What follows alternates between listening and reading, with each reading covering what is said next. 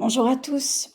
Je vous propose aujourd'hui une petite vidéo de culture littéraire sur Alfred de Musset et George Sand, sur leurs amours, ce qui a un impact direct sur la compréhension de l'œuvre au programme. On ne badine pas avec l'amour, vous allez comprendre pourquoi assez rapidement.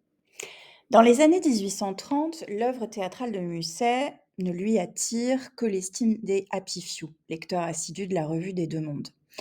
Il n'en va pas de même pour sa vie personnelle. Il y est en effet sous les feux de la rampe, car en juin 1833, il a rencontré la passionnariat de la littérature romantique, Aurore Dupin, baronne du Devant, mieux connue sous son nom de plume, George Sand. George est alors tout auréolé de la gloire littéraire que lui a valu son roman Indiana en 1832 et s'apprête à publier Lélia. On ne parle partout que de cette femme libérée aux idées sociales très arrêtées. Alfred, de 6 ans son cadet, en devient l'amant un mois plus tard. Le cœur et les intérêts intellectuels parlent sans doute d'abord, mais dès le mois d'août, Georges affronte sa première épreuve. Elle est témoin de la première crise d'hallucination de l'écrivain lors d'une promenade à Fontainebleau, au rocher de Franchard. Musset voit un spectre de lui-même, les traits creusés par la débauche et la maladie, une image obsédante qui dorénavant entra sa vie et ses écrits. Ce même mois, son poème Rolla triomphe. Son avenir se teinte de couleurs contrastées. Entre le déséquilibre mental sans doute dû aux excès d'alcool et l'exaltation née de la production de chefs-d'œuvre. Il ignore encore que sa liaison orageuse et intermittente, qui vivotera avec des hauts et beaucoup de bas jusqu'au 6 mars 1835, orientera autrement son œuvre et constituera pour le public une des grandes amours du siècle. Nul doute en tout cas que l'écriture dont ne badine pas avec l'amour en sera transformée, sans pour autant devenir autobiographique. 1834, date de parution de la pièce, est en effet l'année où l'histoire d'amour d'Alfred avec Georges, engagée dans un badinage élégant, a pris l'eau à Venise, jetant le poète dans une confusion totale de sentiments.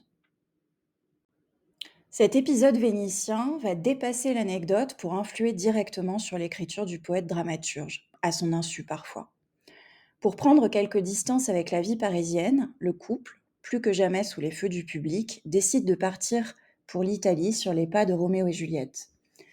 Georges convainc Madame de Musset, avec une éloquence de sirène, de laisser partir son fils pour Venise. Tout se passe bien. Stendhal est sur le bateau qu'ils empruntent sur le Rhône pour gagner Avignon. Puis c'est Marseille, l'embarquement pour Gênes, où Alfred a le mal de mer pendant que Georges fume le cigare. Florence, Venise enfin, en janvier 1834. Le couple s'installe à l'Alberco d'Agnelli, face à la lagune.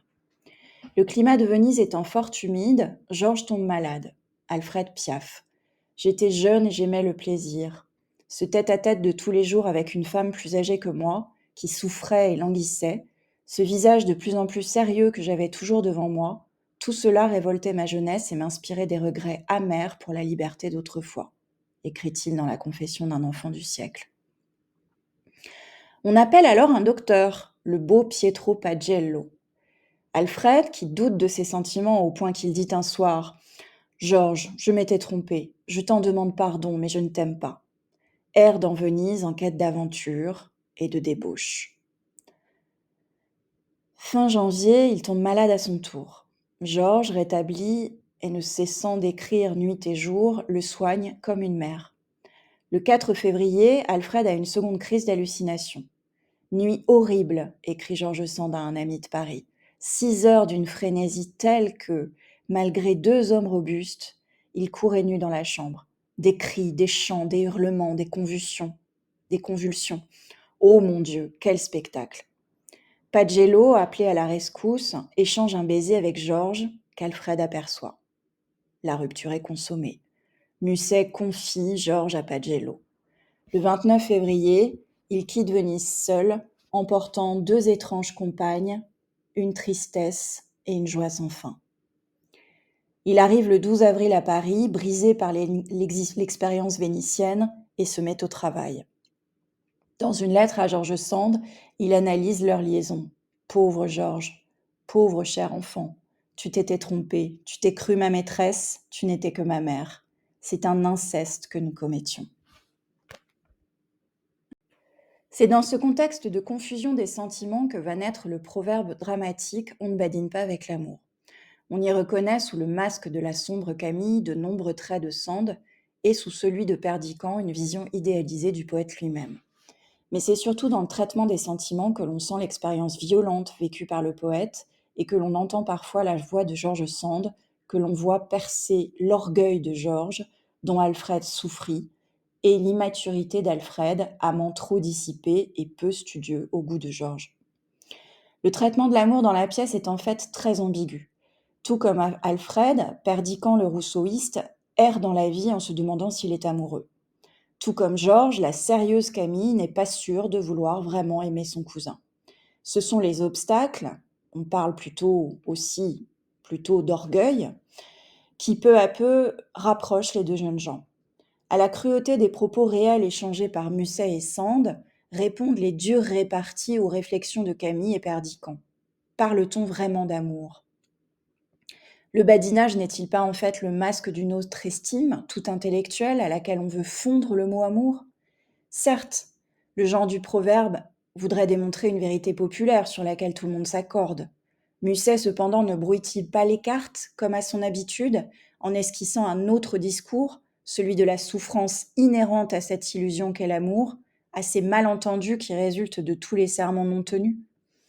Ou alors, à l'opposé, dans un regain d'espoir inattendu, ne tente-t-il pas de forcer les destins en essayant de convaincre Georges que les insensés, ce sont eux et qu'ils s'aiment malgré tout?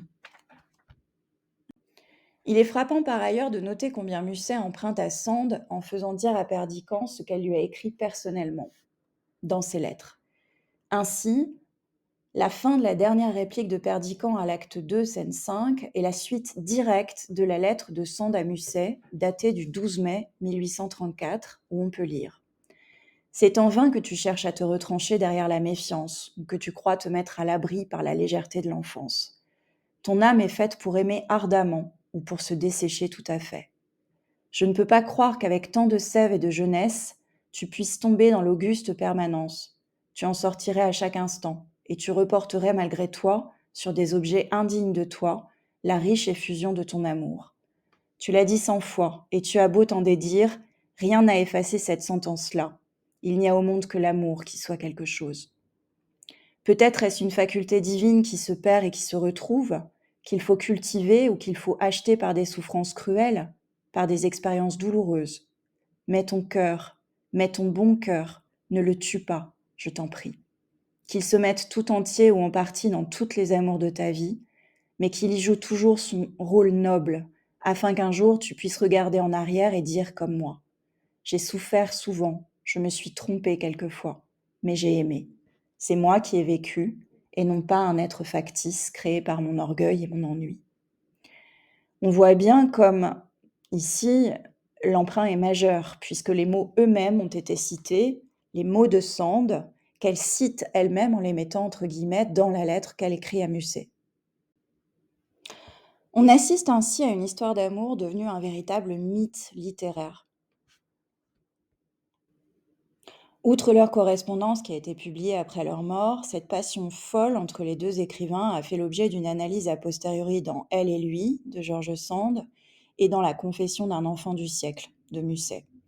Diane Curie s'en a donné une adaptation brillante au cinéma dans Les enfants du siècle avec Juliette Binoche et Benoît Magimel, que je vous encourage fortement à regarder.